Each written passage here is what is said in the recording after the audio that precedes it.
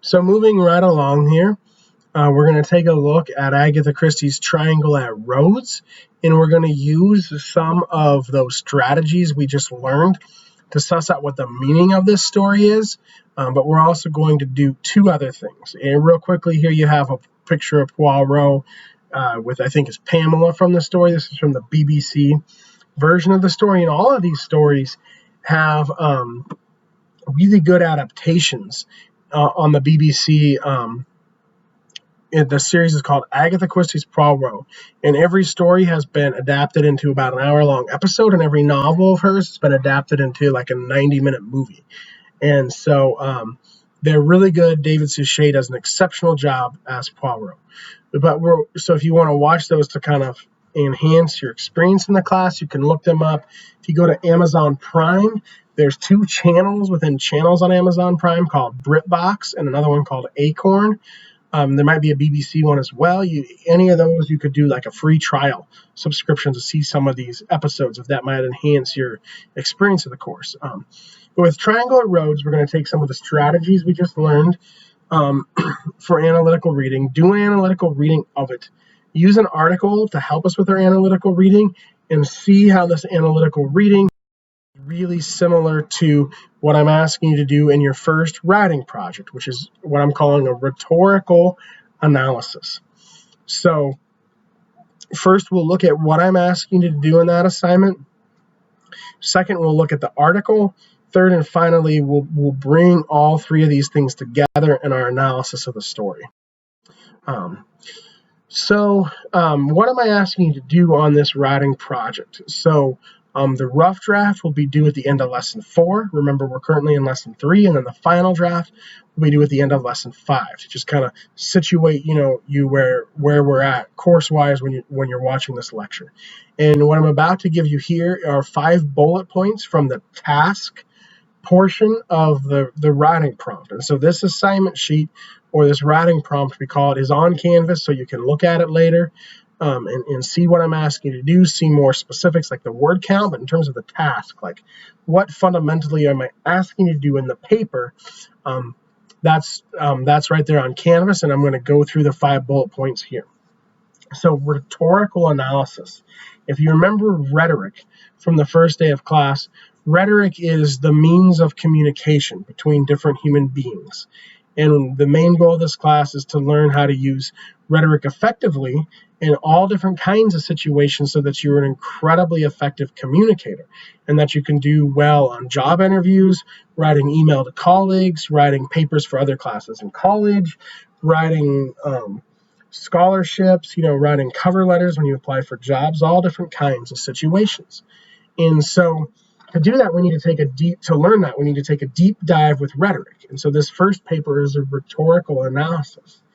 Now, you may or may not know this, but all throughout the quarter so far in these first 3 lessons, we've been doing rhetorical analysis when we've been analyzing Agatha Christie's short stories. And so I'm now going to, with this writing project, turn it over to you and say, pick another story from the book and do a rhetorical analysis. Well, you might be wondering, you might be saying, that's all helpful, what you just said, Professor Hohner, but I don't really know how to do rhetorical analysis. I've never written that before.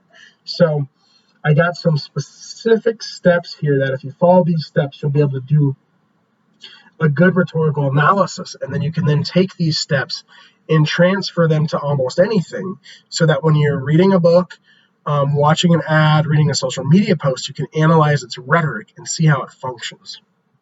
So here are the steps. Choose one of the stories from Hercule Poirot, the complete short stories that we have not read yet for class. So that's just choosing, the subject matter that you're going to write about. To analyze the relationship between author and audience. So that's crucial for rhetorical analysis. That's what will help you, like I was saying, in other situations. Watching an ad, reading a book, reading an assignment prompt. Say you have to write a paper in a geography class or an economics class, and that professor doesn't take the time that I'm taking here to tell you what they're specifically looking for. Doing a quick rhetorical analysis of that writing prompt will help you. So if your econ professor asks you to write a paper, you can look at it and say, my professor is the author, I'm the audience. analyze it, and help you figure out what are they really asking you to do in this paper, where then I then become the author and they're the audience. So that's the skill I want you to learn and practice here, but you're going to practice it with Christy. And so what have we learned about Christy so far? Well, we've learned that misdirection is a big part of her story. So she makes it fair. She gives you the means to solve the mystery, but she hides those means, makes them difficult. Well, how does she do that? By playing with audiences' expectations. She's incredibly brilliant at crafting characters. And so she crafts characters in a certain way so that you'll think certain things and assume this person is the murderer. And without digging deeper, you won't find the true murderer. And so she does that by working this relationship with author and audience, which makes her an ideal author for rhetorical analysis. So what I want you to do on this paper is pick one of the stories, look at it, see how does she mislead or misguide readers so that they miss the clues they need to solve the mystery, and how is she doing that? By playing with their expectations as the audience. So genre comes back into play here, right? Because genre gives us expectations. Genre is another important part of rhetorical analysis. The way someone writes a writing prompt for you to ask you to write a paper for their class is going to be very different than the way someone creates an ad to get you to buy something. So that's part of why genre is so important with rhetoric. So specifically with Christy now. So step 2 here, you could take and apply that to any text. This is specific to Christy just to kind of, step 3 here is specific to Christy just to kind of give you some more guidance for writing the paper. So consider 2 levels of misdirection. The way Christy portrays Poirot, and 2, the way Christy portrays the possible suspects. So Poirot, when you first see him or read about him, we talked a little bit about this in lesson 1, is not an imposing figure. He's fairly disarming. People are often kind of surprised when they see him and they're like, "You're the great Hercule Poirot? You're the greatest detective in the world?" It disarms them. They let their guard down a little. That's part of her strategy and part of Poirot's strategy. So what is it about Poirot, and what is it about reader expectations where she might lure people into and he might lure the villains in the story into a false sense of security? And 2, the way Christy portrays the possible suspects. So someone might really seem like the killer, and we might totally miss who the true killer is because of our expectations. So how does Christy do that? 4, consider Christy's use of credibility, emotion, timing, and logic. So you don't have to do this. You certainly don't have to discuss all 4 of them, but there you can, and you should try to address them to some degree. So remember from lesson 1, these are the 4 appeals someone can make when they're communicating with another person, whether they're writing, speaking, whatever that context is. And any good author will use all of these. So again, this is something you can take from this rhetorical analysis and use it to analyze rhetoric in any situation so that you see clearly in any situation how that author is trying to communicate with you. Finally, answer this question. Does Christy create a fair and compelling story? So we'll come back to this question next time because we'll have one more lesson before your rough draft is due. But these first 4 we can answer based on what we learned today from stages 1 and 2 of analytical reading. But this 5th one will have to be, stage 5 of analytical reading, criticizing a book fairly or criticizing a story fairly. And this can be like your thesis statement when you write the paper, and these other 3 things, steps 2, 3, and 4, can be like your supporting evidence. And I'll give you examples of this kind of stuff in the next couple lectures. But criticizing a book fairly, right? So the way Christy misleads her readers, is that fair or not? What criteria will you use to evaluate that fairness? This can also be part of rhetorical analysis, right? You look at the author, the audience, the genre. From that, you suss out the expectations. You look at how the author uses rhetoric, such as credibility, emotion, timing, and logic. You determine how they've communicated their message if they've communicated their message effectively. And finally, with the third and final stage of analytical reading, you make a judgment on if they've rendered that message fairly, and you can then make a decision. How am I going to write this paper? Am I going to buy this product? So that's why rhetorical analysis is useful. These are some steps of how to do it, and in the middle here we have some steps of how to do it specifically with an Agatha Christie story for this paper. So Agatha Christie is our object of study because I think she's a very useful object of study for rhetorical analysis, but you can take the method you use here and apply it to pretty much any object of study. So let's go and let's do this now with triangle at roads. And with triangle at roads, we're going to need a little help. So for this, I turn to Christine Rowe's article, Agatha Christie Shaped How the World Sees Britain. Going back to the questions Adler asks us to answer when we do analytical reading, what is the problem that Christine Rowe tries to solve? Well, she states it at the subheading at the top of her article. She says, the mystery writer, meaning Agatha Christie, is the world's best-selling novelist and most translated author. So what are non-Brits learning about English people and culture through her stories? So Agatha Christie is the best-selling novelist in the world. She's the best-selling writer outside of the Bible and Shakespeare. But the Bible is the Bible, and Shakespeare wrote plays. So neither of those are novels. So she's the best-selling novelist. And in the 21st century, the novel is the most popular form or genre of literature. That's part of why I chose her. It's a great question. Why is she so famous, this famous? And she hasn't been surpassed. She's still best-selling, even though she was writing the 20s, 30s, 40s, 50s. So why is she not only popular, but enduringly popular?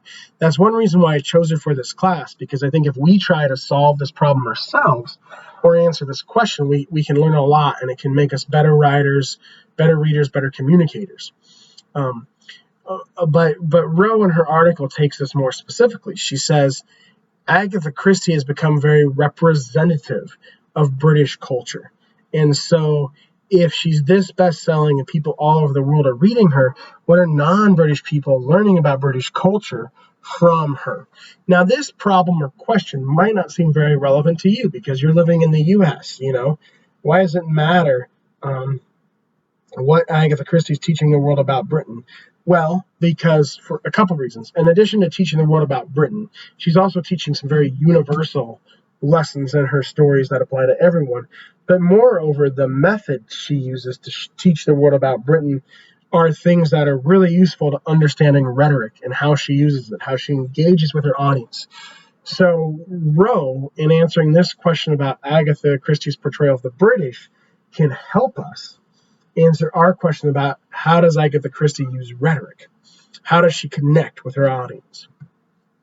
So the answer Rowe provides to this question is the use, relief, and critique of stereotypes. And so now you already see the connection, right? Because stereotypes are one of the ways she misleads us, misdirects us. She presents a character who's very stereotypically a certain way. And so we make a certain assumption based on a certain expectation. All of a sudden, we've missed who the murderer is. And Agatha has won in terms of the game of trying to solve the mystery. So like the other foreign characters in Christie's work, Poirot brings English stereotypes into relief. And this connects to the main question of Rowe's article and to how Rowe's article helps us. So she's got all these stereotypes of what English people are like. Poirot, being Belgian, speaking French, being a foreigner, he kind of puts those stereotypes into relief. But Poirot's foreignness is a huge part of how he disarms the villains and how Christie misdirects our attention, which is one of her rhetorical strategies. So now we can look at kind of the first layer of misdirection here with Poirot. And so later on, Rowe quotes a Poirot novel where he says that he actually exaggerates his foreign accent and his boasting so that the English don't take him seriously. Right? I said he's not a superimposing character. He's short. He's bald. He's kind of chubby. He's very he's very kind of fussy about his appearance and stuff. He's foreign, and so people don't always take him seriously right away because of stereotypes. And so the villain might let down their guard a little bit. We see this perfectly in Triangle at Rhodes. Read the first paragraph of Triangle at Rhodes. Hercule Poirot sat on the white sand and looked out across the sparkling blue water. He was carefully dressed in a dandified fashion, and white flannels and a large Panama hat protected his head. He belonged to the old-fashioned generation which believed in covering itself carefully from the sun. Miss Pamela Lyell, who sat beside him and talked carelessly, represented the modern school of thought in that she was wearing the barest minimum of clothing on her sun-browned person. So the first two Poirot stories we read took place in urban London. Here, in this one, he's on vacation at this beautiful beach resort in Italy. So a guy like Hercule Poirot, described this way, is he going to seem imposing? Is he going to seem a threat to a murderer when he is dressed like this, at a beach? He's fully clothed with shoes on at a beach, surrounded, by young, beautiful people wearing barely anything, sunbathing. So he's completely out of place here. And so people are going to probably write him off as not a threat. And like the quote above says, that's part of his strategy.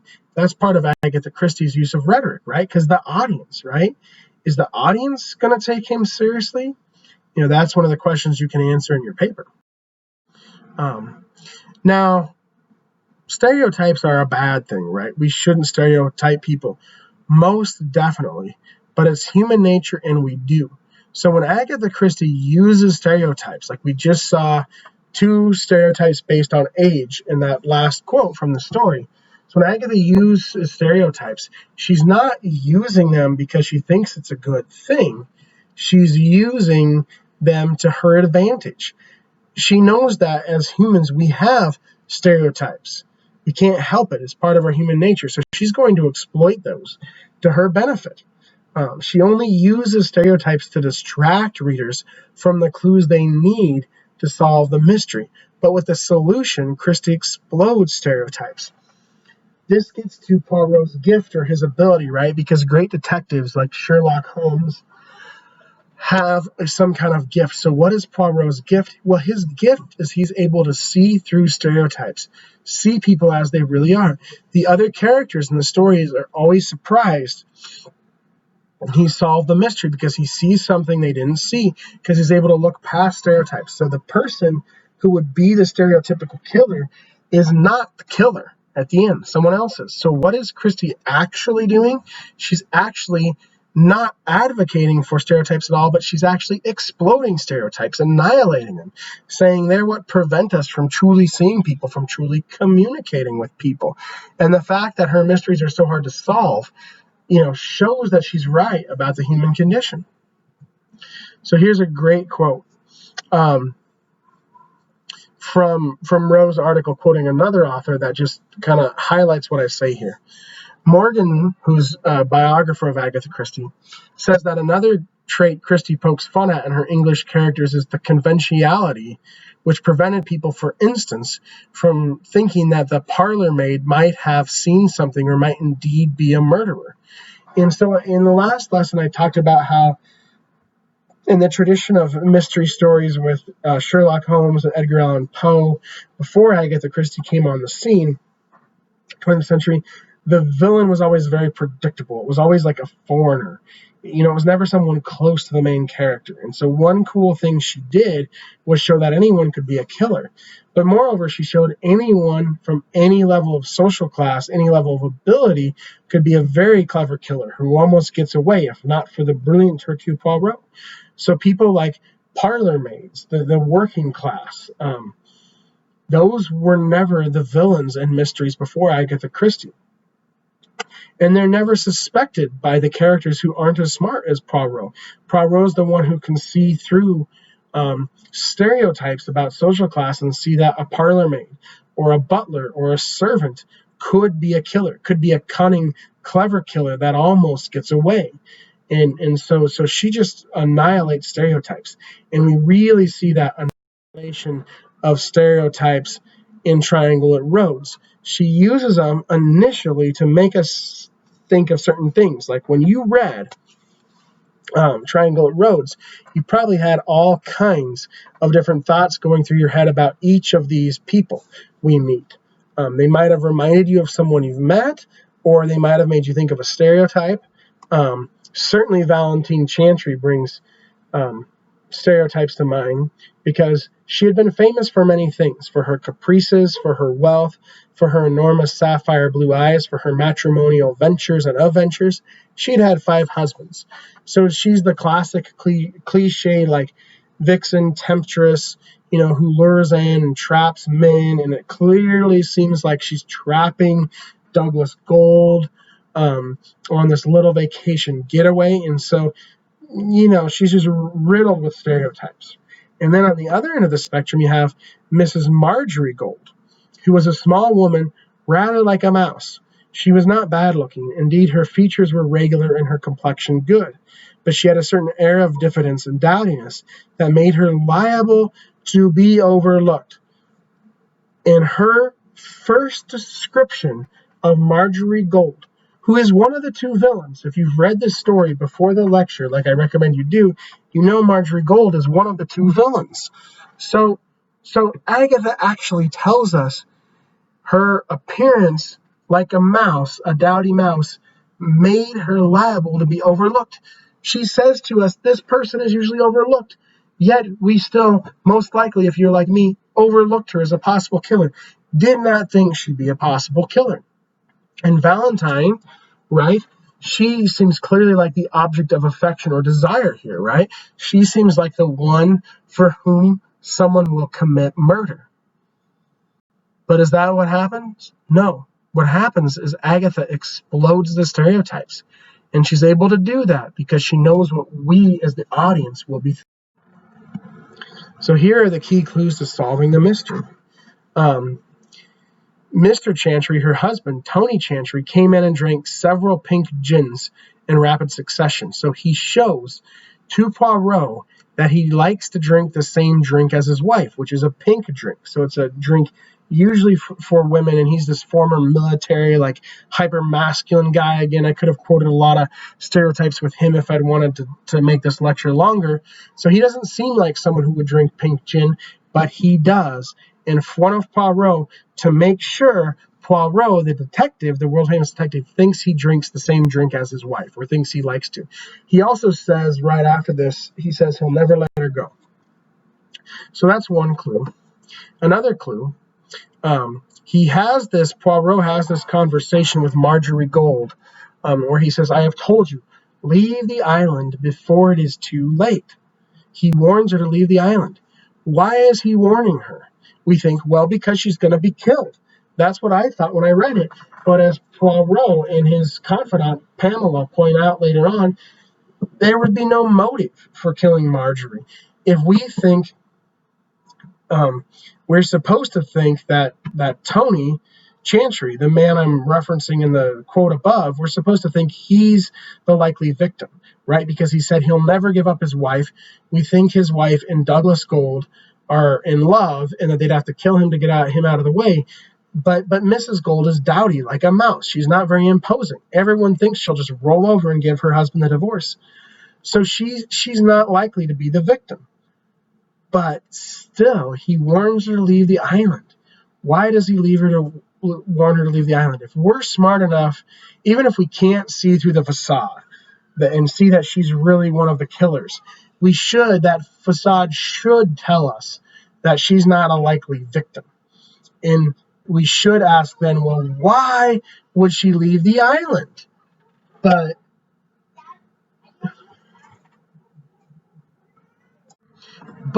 if there's no reason to kill her, there's no reason for her to leave the island. So even with the stereotypical facade, we should still stop and take a minute and think, why would he warn her? And then maybe we can start to kind of unravel the mystery for ourselves. But it's an easy clue to miss. Finally, there's conceit. A criminal never believes that his crime can fail. And so he warns Marjorie, but she still doesn't leave the island.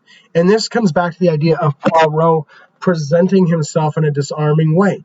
The villain letting their guard down. The villain already, if they're conceited enough to commit murder, then they're conceited enough to think they'll get away with it. And if Poirot's appearance disarms them, then they might let their guard down just enough that he can solve the mystery. And he does. So what we have here at the end is the triangle at Rhodes. Here's the initial triangle that we think we have. Tony and Valentine are married. Valentine and Douglas seems like they're falling in lust, not love, with each other. Tony won't let his wife go. So it seems like they need to kill Tony if they want to get together. And we see that she drinks his drink, and the poison is in Douglas's pocket. Well, that would make it seem ironic, right? That Douglas is trying to poison Tony, but because he was drinking the same drink, he accidentally poisoned Valentine. That's what the triangle at Rhodes seems to be. But what is the real triangle at Rhodes? Well, really, Tony and Marjorie are in love, and they need to get rid of Valentine so they can get married. And so Valentine's not poisoned by accident. She's actually poisoned. But because she's been flirting with Douglas, Tony can make it seem like he was the victim. And by slipping the poison into Douglas's pocket, he can frame Douglas. And so it's a really brilliant crime. But Poirot's able to see through the stereotypes. How? He's able to see that Marjorie is actually a very appealing woman. Valentine might have a lot of the traits that the stereotypical male desires, but she's terrible, the way she treats people. And so her husband's bored with her, whereas Poirot can see the value in Marjorie. So the stereotypes explode, the triangle is flipped, and most of us probably predicted the mystery wrong. But how did we predict it wrong? We fed into the stereotypes. We fed into the stereotype of Valentine being a temptress, the stereotype of Tony not being willing to let his wife go, the stereotype of Marjorie being dowdy and mousy. We never suspected that Marjorie would be an object of desire or that she'd be willing to kill someone. And so Christie just obliterates these stereotypes. And it really has a wonderful message here about how we judge people and how we shouldn't judge a book by its cover. And so she's conveying an important message, but she's taking us as the audience into our expectations and playing with them to make the mystery hard to solve. And so there's that connection between author and audience. There's that rhetorical analysis. And so I'm now looking for you to, in turn, do something similar with an analysis of a story of your choosing in your paper.